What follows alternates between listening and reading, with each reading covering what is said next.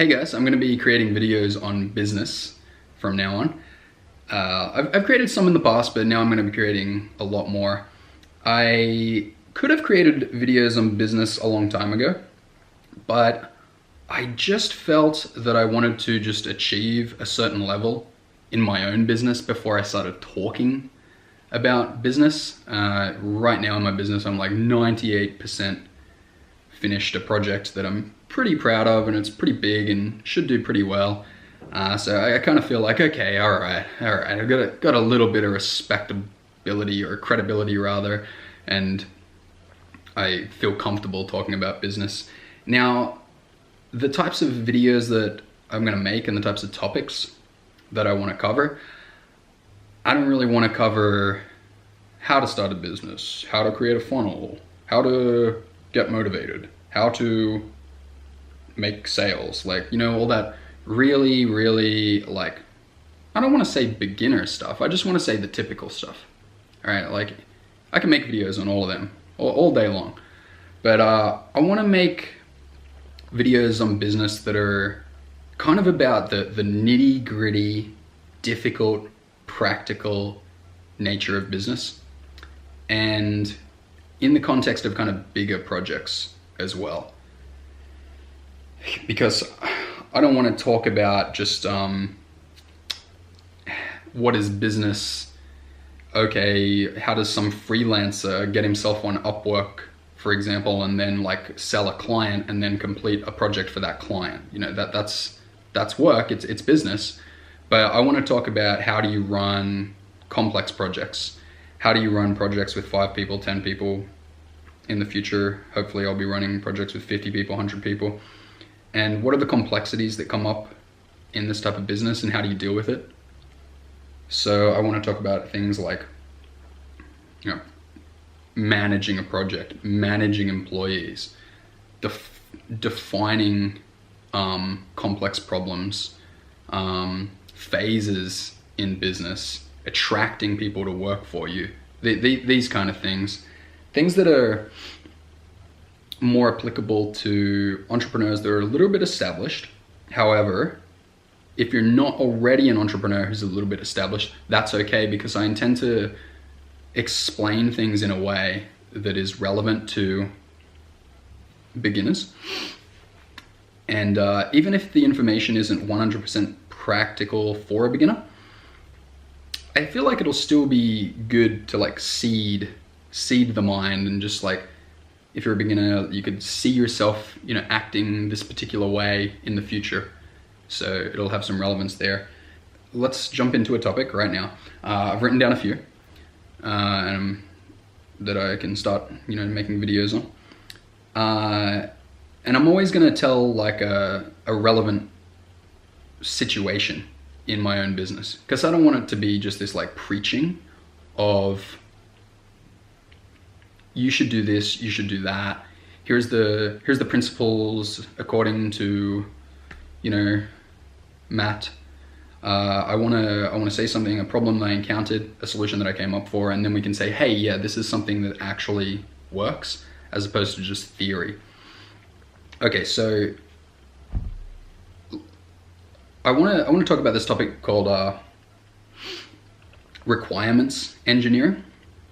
This is something I worked on when I was like 22, 23, fresh out of university, engineering university, and I went to work for a train engineering company, and we did this thing called systems engineering, and it contained a lot of requirements engineering, which is basically all through the project, not just the beginning, a process in which you determine what are the requirements for this particular project, like what needs to be fulfilled, like what are we writing down as all our microscopic little goals that every single component and function in the system needs to fulfill, I suppose the word is. Now, when you first start your business and entrepreneuring ways, you don't worry about this stuff. It's completely irrelevant. Your very first thing is like make some tiny little project for one client, and get some small amount of money. Like the very first project I did took me about 2 weeks. I put together like an info marketing funnel just by myself under the guidance of a coach, and I made $64. Oh yeah, $64. You think I did requirements engineering for that? No, of course not. I just winged it, all right? And I winged it for my next project, and I winged it for my next project, and I winged it for my next project, and I winged it for my next project. And then finally, my previous project, which is a fairly complicated funnel, and we're working with some of the bigger people in the industry, and we're working with a really credible expert. You know, there's kind of like stakeholders involved. There's like 5-6 people, you know, on the team. We got a few freelancers as well. So, you know, low to medium level of complexity in the grand scheme of things. But when we got to the end of the project, it came to the point where we're collecting all these deliverables and like making sure that we've got everything. And it was turning out like everything was kind of wrong. It's like, oh, that's not how we wanted it to be. Oh, that's not how we wanted it to be. I'll send that back and change it. Or like, oh, this thing that we were hoping would perform in this particular way, it's not performing how I kind of want it to perform. So we're gonna have to go make that perform better. And this doesn't do that, and this is missing, and everything's just like not living up to this vision that we had in our heads of how it should be and how we want it to be. And I realized that, you know, you can't, as the owner of a project, or as the partners, as one partner in a project or something like that, and then you're asking your team to do something, and all these freelancers and all these other people involved, you're like, yeah, I want this to happen, right? You can't just have it in your head. You cannot just have that in your head, and you cannot also simply like say it to people and expect that it's gonna get done exactly how you said it just because you said it one time. That doesn't matter. So, seeing as that project was happening like that, and we'd already kind of said, all right, this project's kind of on its, you know, in its final days, in a good way. It's on the final track or something like that. There's some saying, I can't get what it is. And we'd already started on the next project. I thought, whoa, okay, this project is 10 times as complex as the previous one.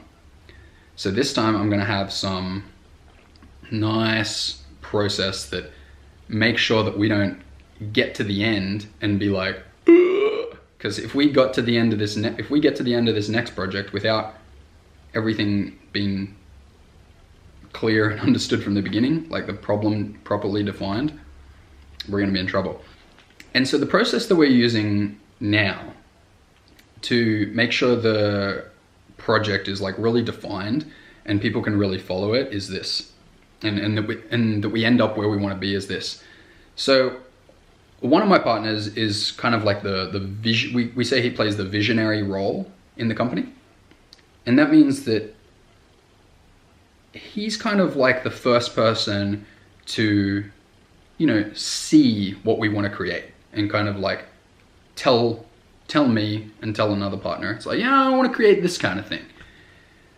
And from there, it comes to kind of me. And I'm kind of like, oh, you want that kind of thing, right? I kind of feel what you're saying there. And this could be appropriate to you. You know, it's just some client tells you, I kind of want this. You know, the client is never going to, well, very rarely going to give you a very well-defined list of exactly what it is to be done. It's like, clients usually like, yeah, I kind of want this, kind of want that, right? So rather than just go, oh yeah, whatever, I'm going to tell this person to do that, this person to tell that, I said, okay, for this, I'm going to get all the requirements written down. Every single requirement, so that